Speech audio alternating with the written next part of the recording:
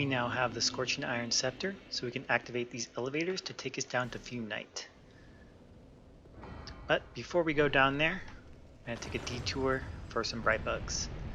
Now I don't actually need these bright bugs. I've only been using them when I really need to, so I still have plenty to spare. And we don't really need bright bugs for the last 3 bosses anyway, they're optional. They just help speed things up, make it a little easier. So you can skip these if you want, but I'm going to get them anyway, just to show how to reach them. I'll ride the elevator up, aim for that little gap, run off the edge, and now I can collect the bright bugs from this chest. It's a little out of the way, so feel free to skip them if you don't want them, or if you don't think you need them. They're not really necessary.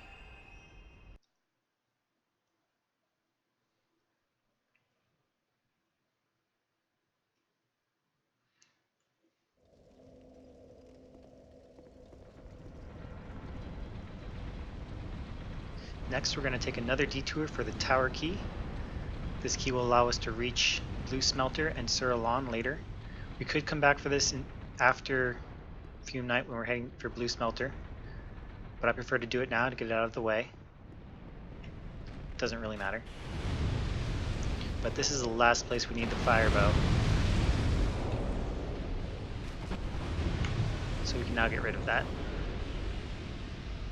Alright, now up here there's going to be an enemy that pops out of the ash. You can kill him in melee. It's not too bad once you understand how the lava works coming from his shoulders. But let's be real, this late in the run, you're not going to mess around with these enemies. So we're going to poison him and back off. Watch out for that jumping attack, it can cover quite a bit of distance. But they won't chase you all the way through this corridor. So we can poison him, let him back off.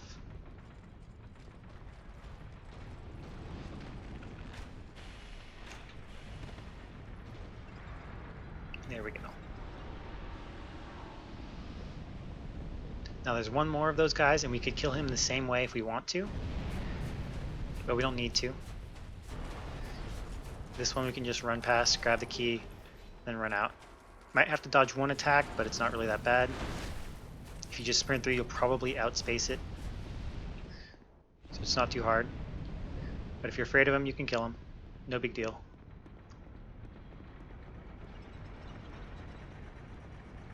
Okay. Now I'm going to take the upper path here. I still have the Silver Cat ring on, so I can survive this fall. If you want to take this path, make sure you get the ring. It can be dangerous without it. That fall does more damage than you might think. But I'd like to come this way so I can get a backstab here. We'll wait for him to turn back around because you might hear your footsteps.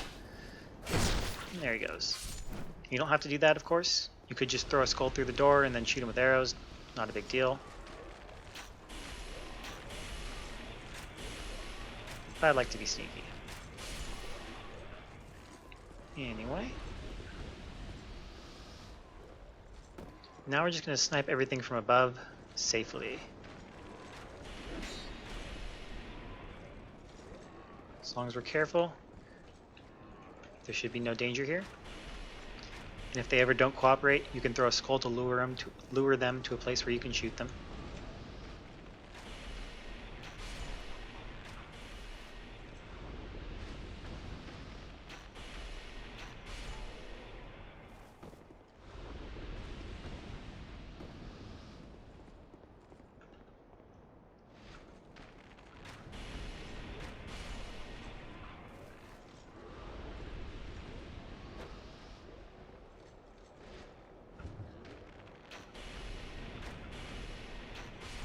There we go.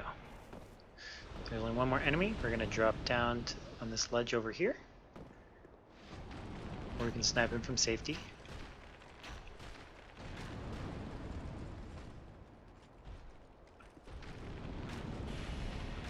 The lava spits from their shoulders, alternating sides on a fixed timer, so it is very predictable.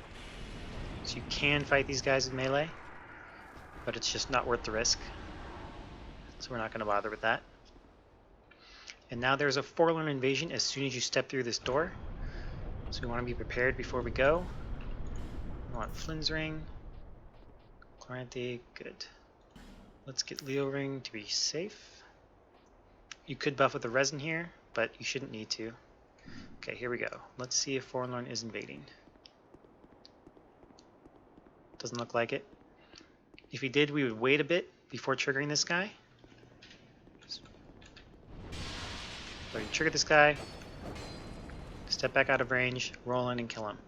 If Forlorn were invading, we'd time it so that we just run him, dodge past him right there before we reach these archers, and it's not too bad. You just have to be ready for it. And now we just run through. And don't get shot on the elevator. Now we're safe. Which means it is time for Fume Night.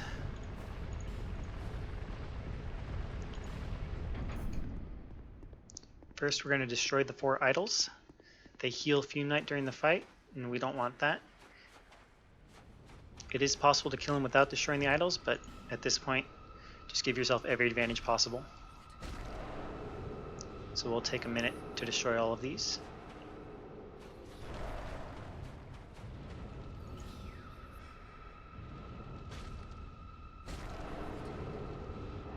There's also a 5k soul over here, which you probably don't need at this point, but it's there if you want it. And there are no enemies on this side, but there are enemies on the other side, so now we need to be careful. Hug the inner wall as close as you can, so they won't pop out of the ash and start attacking you.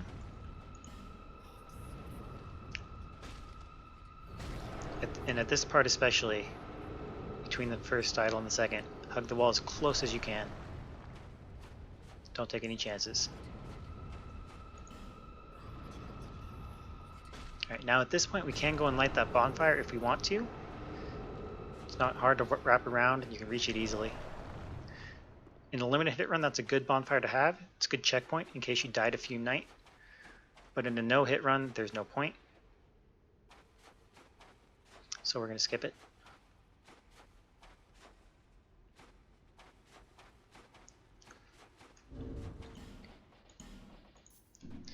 So here we go. We'll use a dark resin. Any resin will do except fire. So might as well be dark. And bright bug. We've got Chloranthe on, that's very important. Stamina is crucial in this fight. And I'm going to one-hand my rapier for the extra speed. Makes things a little easier. Fume Knight is a tough boss, but he is very fair, very consistent.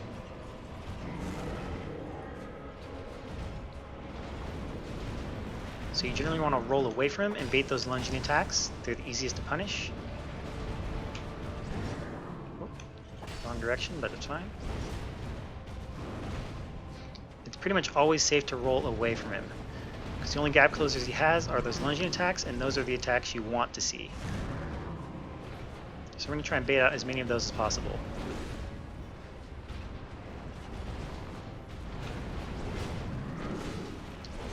Just be careful not to get pinned against the wall, because that is extremely dangerous.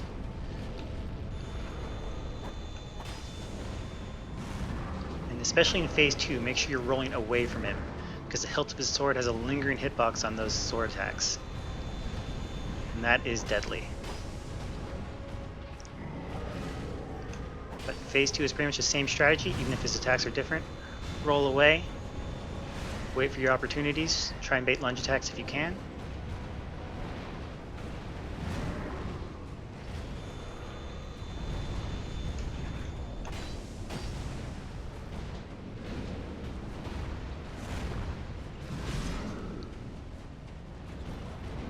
And just wait it out.